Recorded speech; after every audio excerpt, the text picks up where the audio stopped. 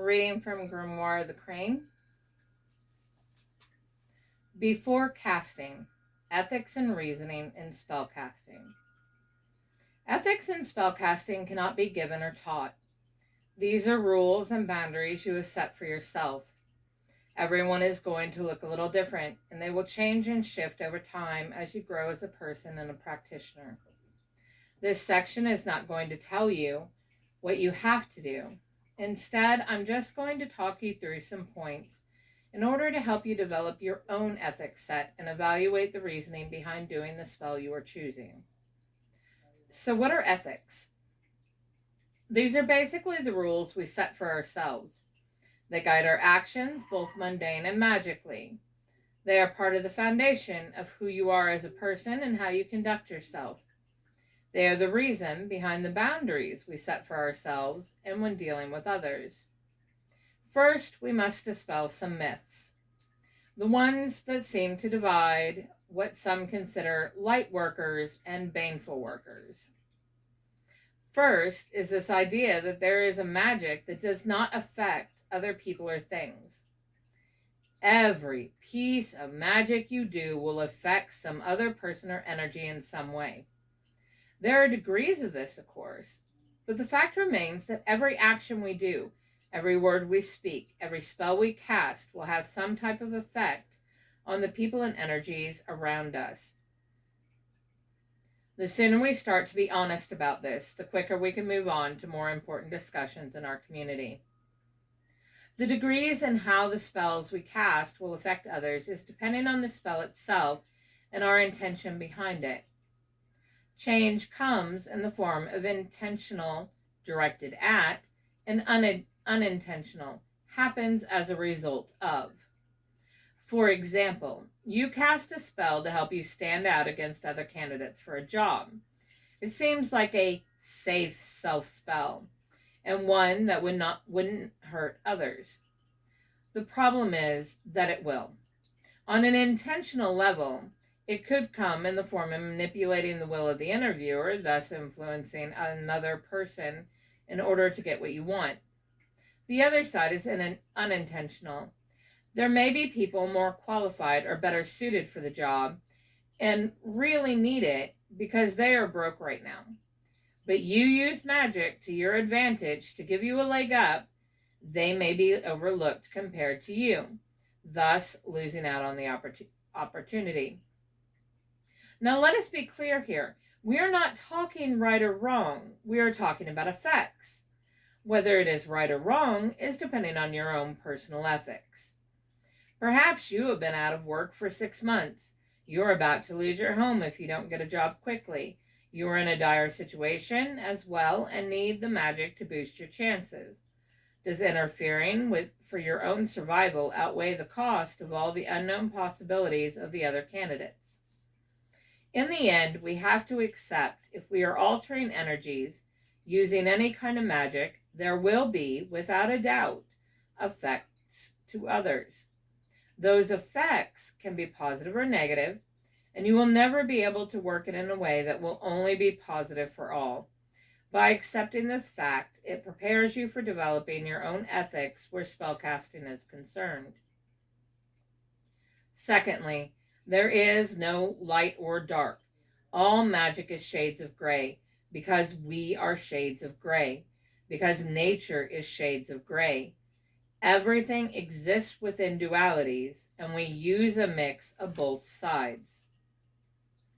The mountain lion isn't killing other animals for sport or pleasure. It does it out of a need for survival. Everything must eat to live. Thus, the mountain lion does what is necessary in order to eat. Plants are part of the living. It is why we get nutrients from them.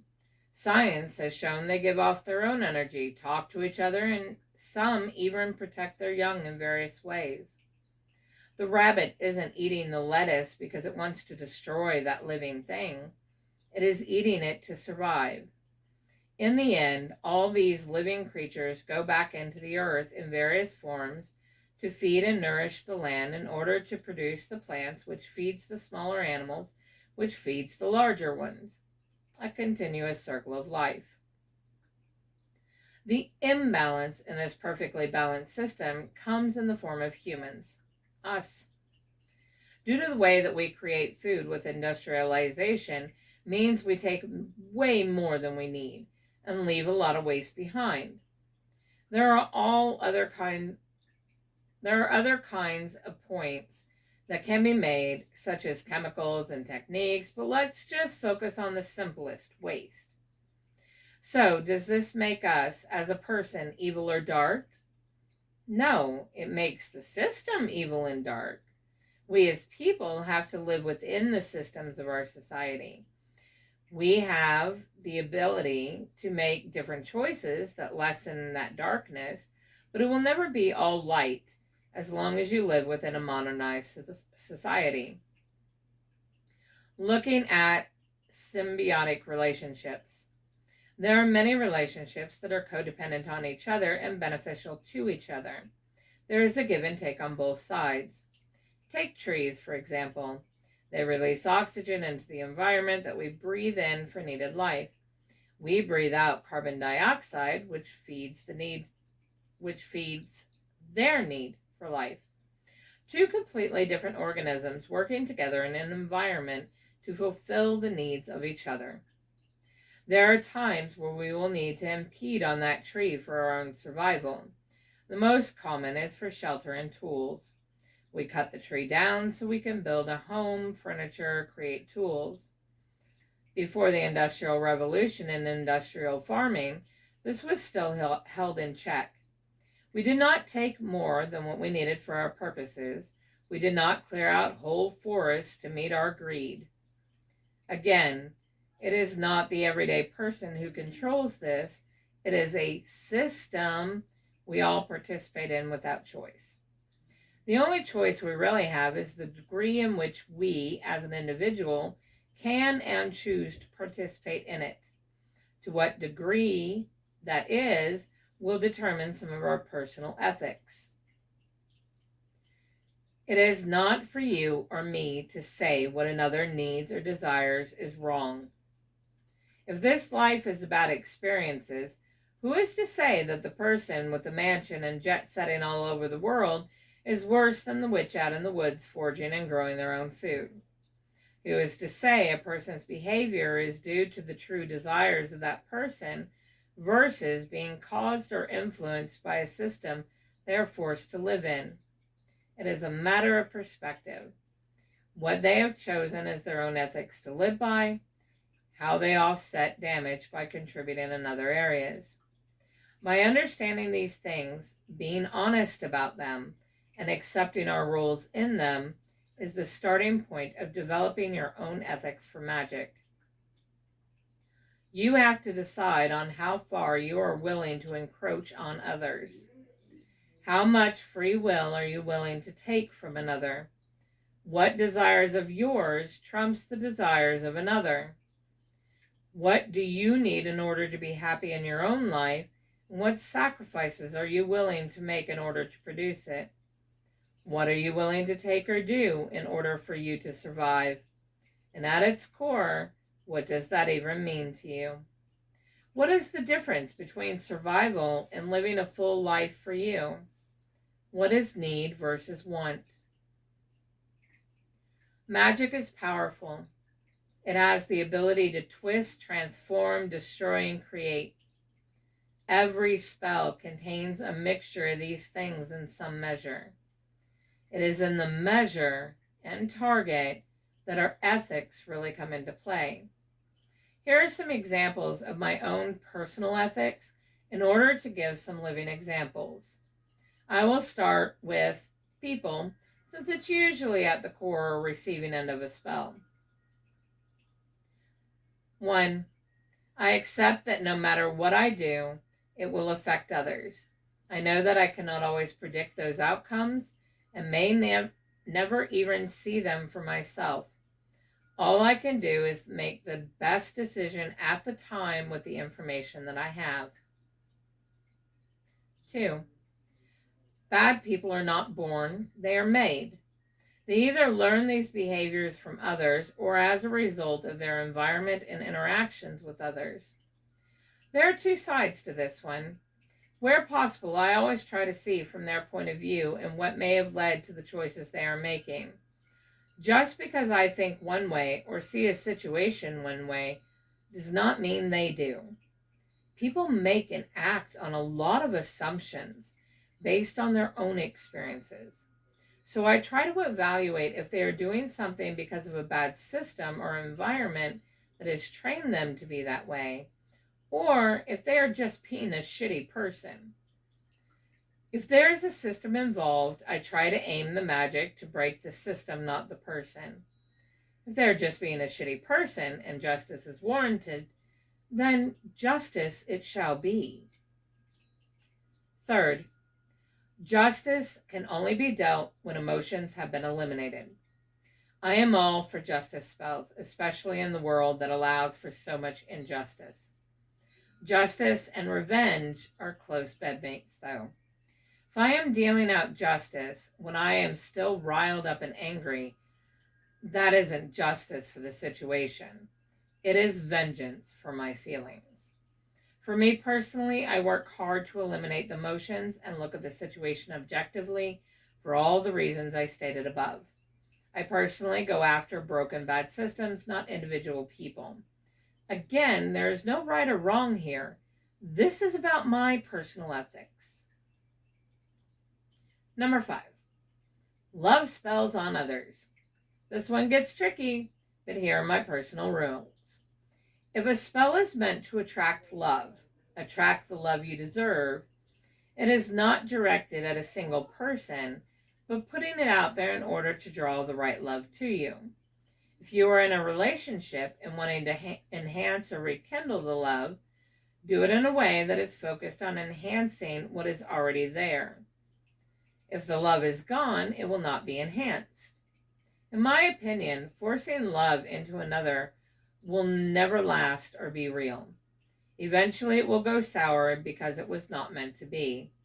By choosing to enhance what may already be there, or the possibilities that may be there, still allows for the sovereignty of the other person. Number 6, healing others. I get a lot of healing requests, some from the same people over and over, that I have watched continuously make the same choices that end them back in the same place. My energy is valuable to me, so I am choosy on what I spend it on. If I feel I can genuinely help, and I feel they truly need the help, then I will. If I keep seeing them do the same actions and create the need for healing, I won't. This may sound harsh to some, but these are my boundaries and made with good reason from my experience. Number 7, protecting myself and those I care about comes first. I have no problem setting my wards to deal back damage at any attacks set my way. I may be compassionate, but I am also of the mindset that if you take the first swing, you better be ready for what comes next. When it comes to working with spirits, guides, deities, the unseen, here are some of my ethics. Number 1, I am aware and mindful that, like people, they have their own sovereignty, personalities, needs, and wants. Before I call upon them or invite them for a working, I think about those aspects of them and the working I am wanting to do. Do they align? If the answer is yes, the next step is asking them. Forcing a spirit or entity to do something will not generally work in your favor if they are not a willing participant. Number 2, it is an exchange.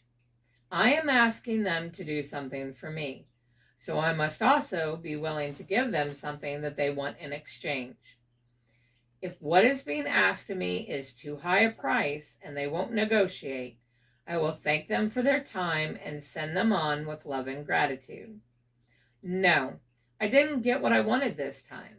That doesn't mean I may not need them later. Number 3, honoring the agreement. It may not always be easy.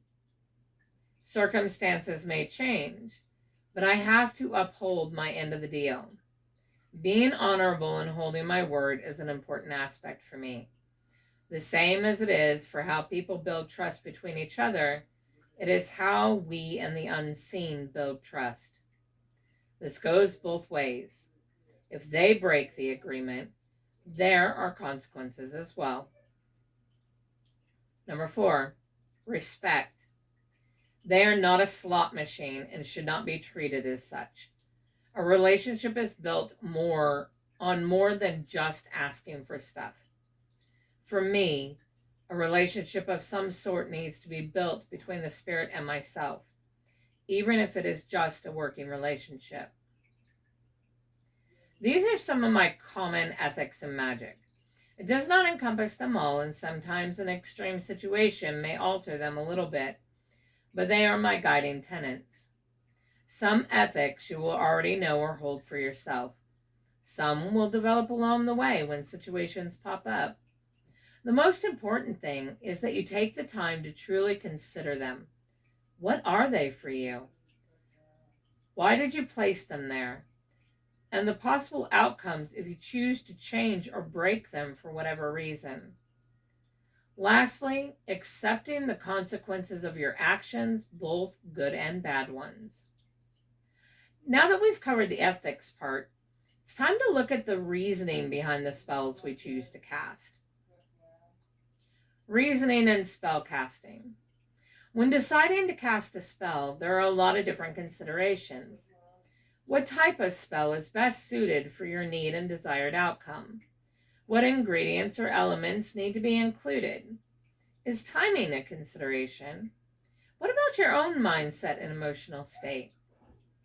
This line of questioning is the start of actually crafting the right spell to get the results you really want. Mode of a spell.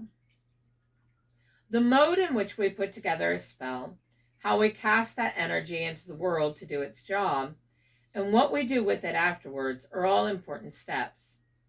If I am doing a long-term spell or something that will stay in place until I decide to dismantle it, I would probably choose something like a jar or bag or create a living spell. A living spell is one that generally sits on one of your altars and gets regular attention and feeding, while it continually does the job it was set for. Things like money bowls and servitors are common living spells. If it is something I need to happen very quickly or to destroy something, I would probably use a spell that I would throw into a fire, allowing the fire to consume it, releasing the energy within it, and allowing the smoke to carry it out into the world. If it is something that needs to slowly come about and build up, I would place it in a slow-moving body of water or plant it into the ground. Something to note here, if you are placing something into water, the ground, or leaving it in nature, you need to use materials that are not harmful to the environment. For example, make your container out of air-dry clay or a natural material that will break down over time. This is good for the environment, but also the spell. As the container breaks down and releases the contents, the energy of your spell is also released and growing. This line of thinking also goes for whatever is inside the spell. Make sure that whatever ingredients are in the spell will not be harmful to the environment or animals you are putting it into. If I need immediate on-the-fly spells without any tools at all, I'd use my voice. The power of voice, with emotion fueling it, can be one of the strongest spells we cast. It has tremendous power due to all the components of energy and vibration involved. I also think it's probably the most underrated type of spell casting because it's not flashy and aesthetic. Thus, it makes it less social media friendly. Is this a one-time spell, a spell done over several days, or a living spell that will require feeding and upkeep? Each one has a purpose and reasoning for its choice. Beyond spoken spells, I rarely do simple one-off spells. I personally find more power and value behind living spells or those that you build up and grow over 3+ days. I think it is really just depends on the person, their style, what works for them, and the power you need to create the desired outcome.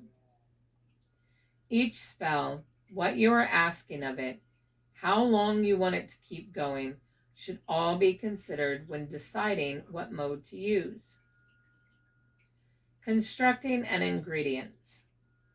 This is probably the most experimentative part of a spell creation, in my opinion. It is really going to depend on how you view and connect to each item on a personal level. Just because someone says basil is great for money workings, you may have an aversion to basil. Thus, using it to draw something into you probably won't work. It is highly likely it will do the opposite. When thinking about herbs, think about the ones you cook with. What kind of meals do you use them in? What feelings or effects does it give to the meal? What grows in your area naturally that you can forage? What do you normally have on hand? Magical ingredients shouldn't be an extra expense, but created with what you have, at least for the most part. Think about the elements, how you view them and work with them. How are you personally connected to each one? Use that to decide on what best represents that in your spell and how they align and work as a whole together. Think about the effects or job you want the spell to do.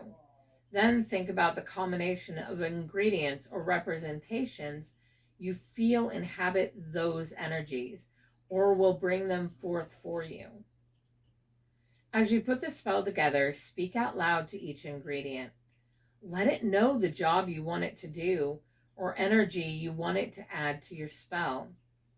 Once it is all put together, this is where you speak the full spell, including all the actions of the spell. Sometimes something is being destroyed and something new is being born in its place, and both can happen within the same spell. Choose your wording wisely. Is there any way it can be twisted to mean an opposite effect? Are you being clear as to all the actions you need the spell to do? Is your goal clearly stated? Words have power, and choosing the right words can be a crucial factor if a spell to work or not work. Timing.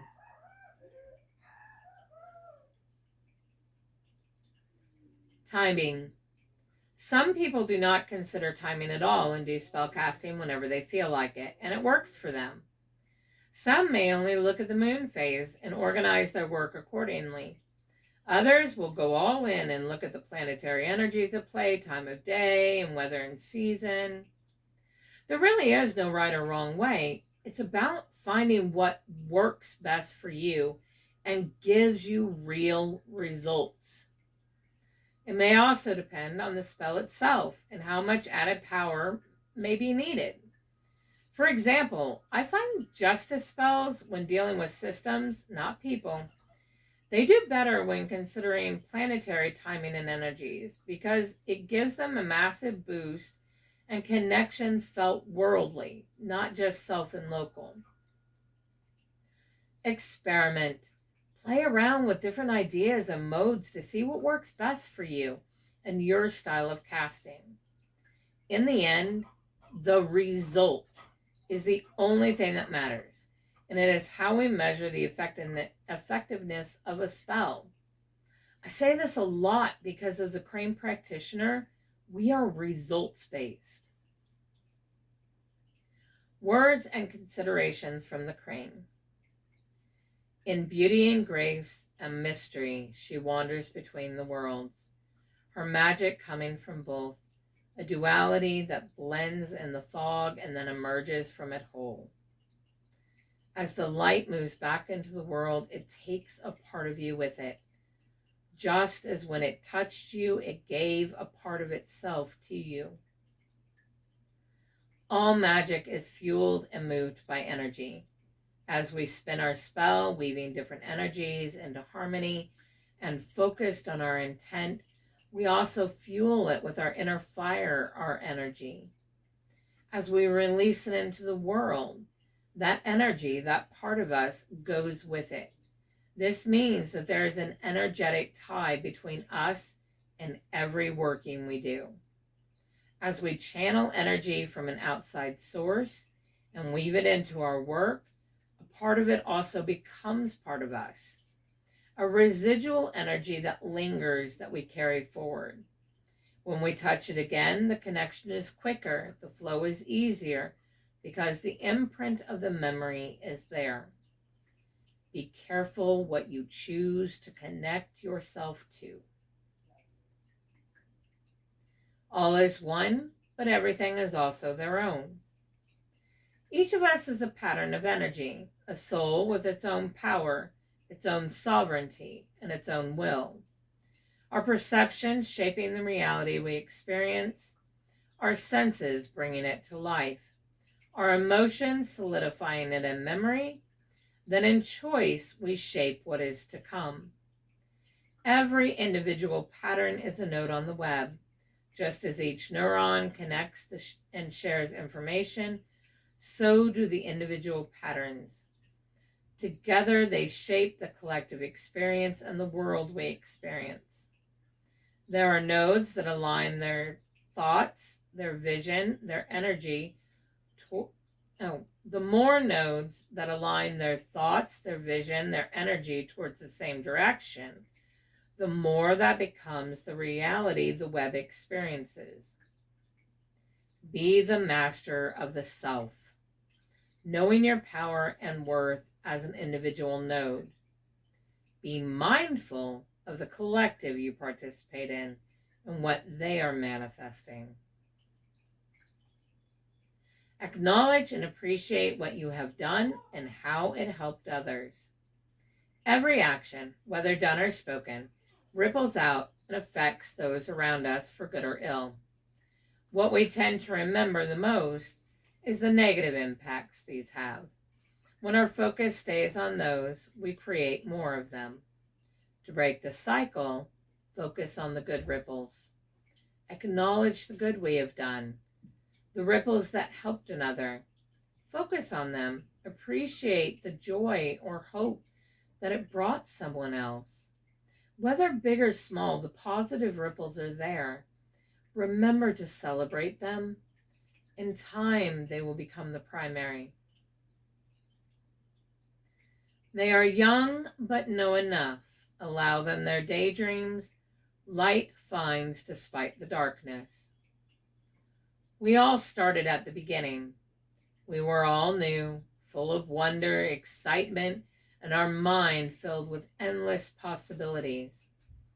In that time, we want to move, experiment, discover, and challenge the boundaries of what is possible. The more knowledge a person wants to protect, a more knowledgeable person wants to protect the newer ones from the mistakes they made. They want to save them from the pains that come from failure, trying to surround them in the boundaries they see as immutable, to save the newer person time and protect them. A wise person will see and know all of this, but also realize it is just their experience and does not mean it will be the experience of others. They know that the mistakes and failures are necessary because we grow in them. They know that new perspective, new ideas, and new ways only come about with new eyes. They may be new, they may be young, but what they need is support and compassion when they fall, not a bubble that stifles their light.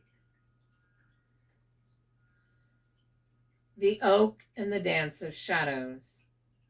As each moves forward, they discover their own methods, their own drives, their own fears.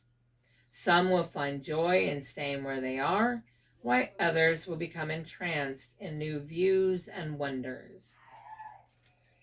It takes all kinds to make the world go round, each moving differently, thinking differently, yet pulled together by the same goal, desire, or foundations. They are not opposites colliding against each other. They are a duality that works together.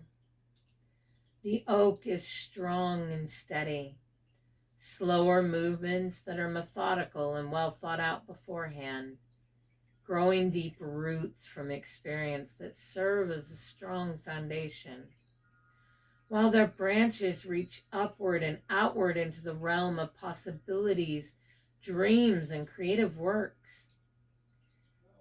They are the ones who hold hindsight, wisdom, and the ability to see the pattern of the cycles.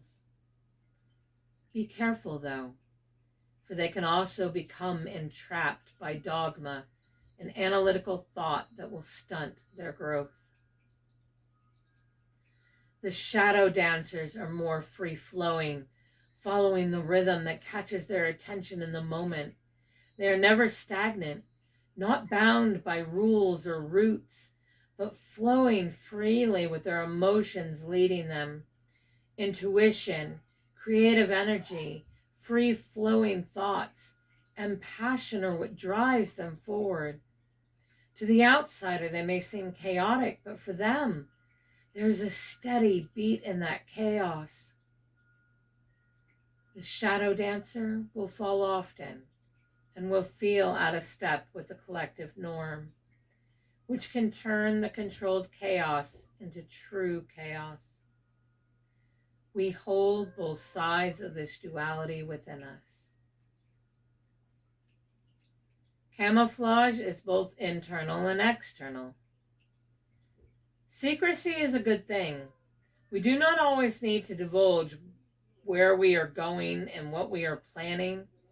Some will not understand, and some will try to block your way.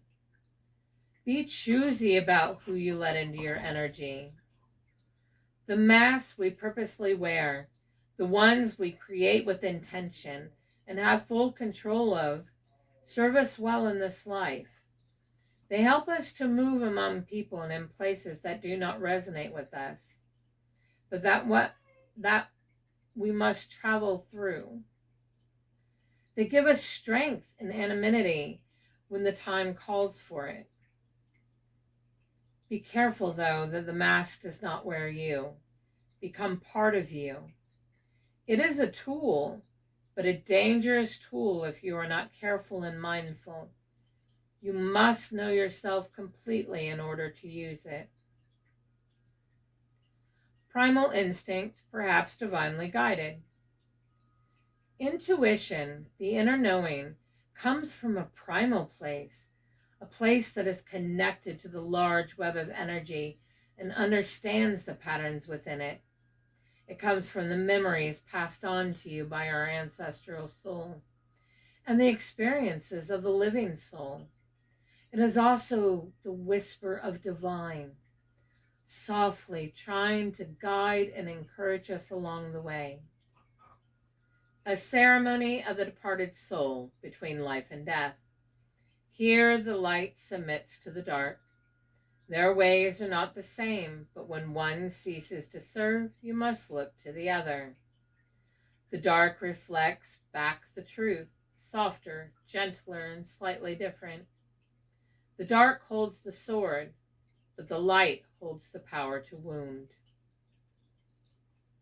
The dark, the emotion, the inner knowing, the inner self.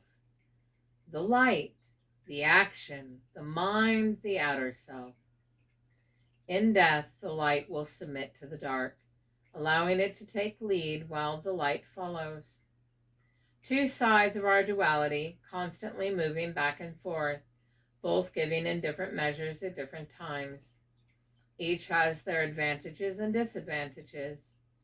The balance comes in knowing which to use, in what measure, for any given situation. Never living a life led by one side more than the other, but a balanced approach overall. Our dark holds the power. It wields our most dangerous weapons, but only the light can use them to inflict the wounds. This means for us how we treat ourselves and how we talk to ourselves. This means for others, our words, our actions, the ripples we release upon the world around us. Evidence of the past, speculation of the future, decisions. All can be broken down into cycles and patterns within those cycles. By studying the past, we can see and identify the cycles playing out again and again. We can see where people have altered them here and there, making changes, thus altering the outcome. With this knowledge, we can create theories and ideas how to alter the cycle or pattern in new ways for new outcomes. Through action, we test the theory, and through reflection and hindsight, we can measure the change. It is in our choices, our actions, our decisions that we create, change, and shape what comes next. Meet opportunity with commitment and passion. Do not worry about the outcome. Focus on what you can do today. Feed and nurture gratitude for supporting you in your growth. We can speculate outcomes, but will not know their truth until it is over. When an opportunity presents itself, a path that calls to us, meet it with the energy of passion. Give it your full effort. Commit to giving it a real and full chance to show you all that it has to offer. It may not be something that stays with you, but the experience is what enriches us. Be present in the moment with it and stop trying to anticipate what comes next, or you will be directing it to that thought instead of allowing it to show you what it really has to offer. Whether the opportunity is something we keep or just a stepping stone to a new discovery, hold gratitude for the opportunity. Be thankful for it being a part of your growth. And if it is something that falls away, send it away with love and gratitude. Surrender. Surrender does not mean giving up. It means giving over. Surrendering to yourself is an act of trust and faith in yourself. Surrendering to your intuition means that you trust and follow where it leads you. Surrendering to your guides or deities means you have built trust and faith with them, a partnership that consistently leads you forward and towards your best self. Surrender is about trust and faith. Celebrate the good rather than what is wrong or broken. The more you lean into kindness of the heart, the more increase you shall see return to yourself. We program our minds with what we give our attention to, what we focus on. If we keep focusing more on the hurt, the pain, what's gone wrong, or what we're lacking, this is what we program our minds to see as important. Thus, it will ensure those experiences get remembered and sit at the forefront of our mind. And when the good, prosperous moments happen, we will recognize them and celebrate them in the moment, but it will not stay at the forefront of our minds and memory. We grew up in a society that conditioned us to focus more on what is broken, and we celebrate much less that which brings us joy and prosperity. It takes conscious effort to recognize this and then to change the pattern we have created. Start small. Celebrate all the small wins, the simple joys, the simple pleasures. Celebrate them just as you would the big wins. Own them, be proud of them, and share them proudly. The more we do this, the more the brain focuses on the positive. We will strive for and look for these opportunities that feed that abundant and joyful side, creating opportunities and situations that will create those feelings, thus creating those perspectives. And in the end, that is what is at the center of your life. Abundance, joy, love, and a prosperous life.